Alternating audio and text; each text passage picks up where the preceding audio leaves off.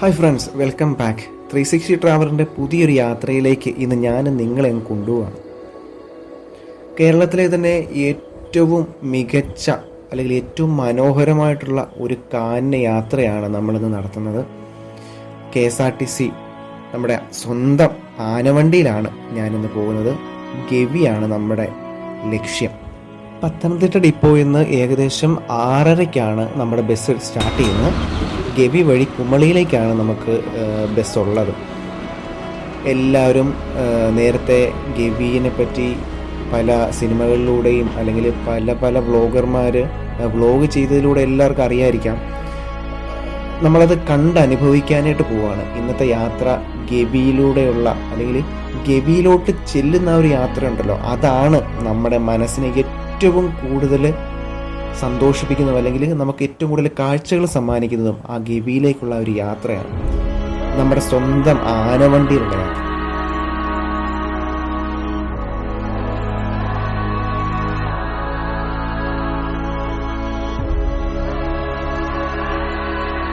നമുക്ക് പോകുന്ന യാത്ര ഉണ്ടല്ലോ, ആ ഒരു 4-5 മണിക്കൂറുണ്ടല്ലോ, അതാണ് നമുക്ക് ഏറ്റവും കൂടുതൽ എൻജോയ് ചെയ്യാൻ പറ്റുന്നൊരു സമയം എന്ന് പറയുന്നത്. മുഴുവൻ സമയവും കാട്ടിൽ കൂടി ആ ഗവിയിലെത്തുമ്പോൾ മാത്രമാണ് നമുക്ക് കുറച്ച് ഗ്രാമങ്ങൾ അല്ലെങ്കിൽ കുറച്ച് വീടുകൾ കാണാൻ സാധിക്കുന്നത്. അതിനിടയിൽ നമുക്ക് ഏകദേശം ഒരു 5 ഡാമുകളിലൂടെയാണ് നമ്മൾ പോകുന്നത്. ആ ഡാമുകളിലേക്ക് അല്ലെങ്കിൽ ഡാമുകളിൽ നിന്ന് വെള്ളം കൊണ്ടുപോകുന്ന പെൻസ്റ്റോക്ക് പൈപ്പുകൾ നമുക്കവിടെ കാണാൻ സാധിക്കും.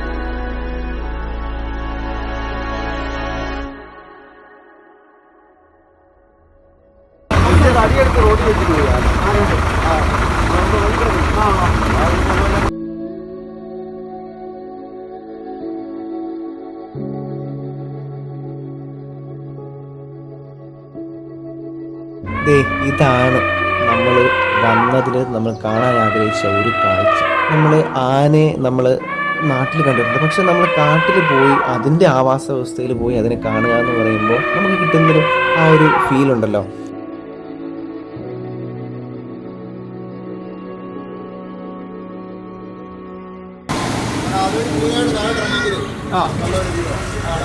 നമ്മുടെ ഡ്രൈവർ ചേട്ടൻ ഉണ്ടല്ലോ, ആൾ പൊളിയാണ്. എവിടൊക്കെ വ്യൂ പോയിന്റ്സ് ഉണ്ടെങ്കിലും ചേട്ടൻ നിർത്തി നമുക്ക് കാണാനും അത് ഉള്ള സമയം എല്ലാം നമുക്ക് തരുന്നുണ്ട്. യാത്രക്കാരെ ആരെയും മടുപ്പിക്കാതെ എല്ലാ ഡീറ്റെയിൽസ് നമുക്ക് പറഞ്ഞു തന്നെയാണ് മുന്നോട്ട് കൊണ്ടുപോകുന്നത്. ഗവി യാത്രയിൽ നമുക്ക് കാണാൻ പറ്റുന്ന ഒത്തിരി സ്ഥലങ്ങളുണ്ട്. ഡാമുകൾ തന്നെ 5 എണ്ണം ഉണ്ട്. 5 ഡാമുകൾ നമുക്ക് കാണാം. അതിൽ 4 ഡാമുകളുടെ മുകളിലൂടെയാണ് നമ്മൾ യാത്ര ചെയ്യുന്നത്. ഒരു ഡാമിൻ്റെ പമ്പ ഡാമിൻ്റെ മാത്രം സൈഡിൽ കൂടെ സൈഡ് വ്യൂ ആണ് നമുക്ക് കിട്ടുന്നത്. പ്രൈവറ്റ് വണ്ടികളൊന്നും ഗവിയിലേക്ക് അനധികൃതമായിട്ട് കടത്തി വിടില്ല. 2 ചെക്ക് പോസ്റ്റുകളുണ്ട്. അതും ഒരു ദിവസം 30 പ്രൈവറ്റ് വാഹനങ്ങൾക്ക് മാത്രമേ ഗവിയിലേക്ക് അനുവാദമുള്ളൂ. അതും നേരത്തെ തന്നെ മുൻകൂട്ടി റിസർവ് ചെയ്ത് അല്ലെങ്കിൽ അവിടെ ചെക്ക് പോസ്റ്റിൽ നേരത്തെ തന്നെ വന്ന് ടിക്കറ്റ് എടുത്തെങ്കിൽ മാത്രമേ പ്രൈവറ്റ് വണ്ടികൾ കയറ്റി വിടത്തുള്ളൂ. നമുക്ക് ആനയെ കാണാൻ പറ്റിയ പോലെ തന്നെ നമുക്ക് കാട്ടുപോത്ത്, മലയണ്ണാൻ, കരിങ്കുരങ്ങ്, അതുപോലെ കാട്ടുകോഴി, കേഴ, അതായത് നമ്മുടെ കാട്ടാടെന്ന് പറയും, കാട്ടാടിനെ നമ്മൾ കണ്ടു. അങ്ങനെ ഒത്തിരി മൃഗങ്ങളെ നമുക്ക് കാണാൻ സാധിച്ചു ഈ ഒരു യാത്രയിൽ.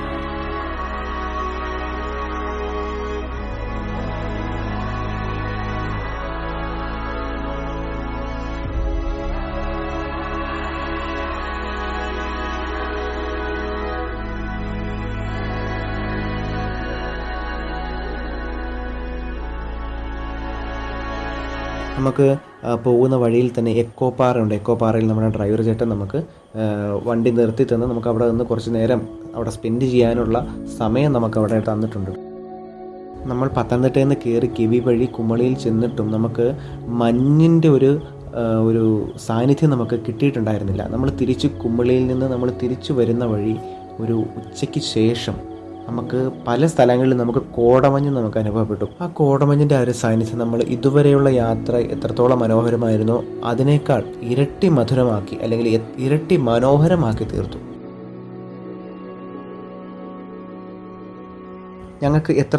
ഞങ്ങൾക്ക് മനസ്സിനും ഞങ്ങളുടെ കണ്ണിനും എത്രത്തോളം സന്തോഷവും കാഴ്ചയിൽ മനോഹരവുമാക്കി തീർത്തു ഈ യാത്ര, അതുപോലെ തന്നെ നിങ്ങൾക്ക് ഓരോരുത്തർക്കും ഈ യാത്ര വളരെ മനോഹരമായി എന്ന് ഞങ്ങൾ വിശ്വസിക്കുന്നു.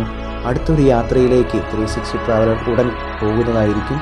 ആ യാത്രയിലേക്ക് ഞങ്ങൾ പിന്നെയും കൊണ്ടുപോകുന്നതായിരിക്കും. Good bye.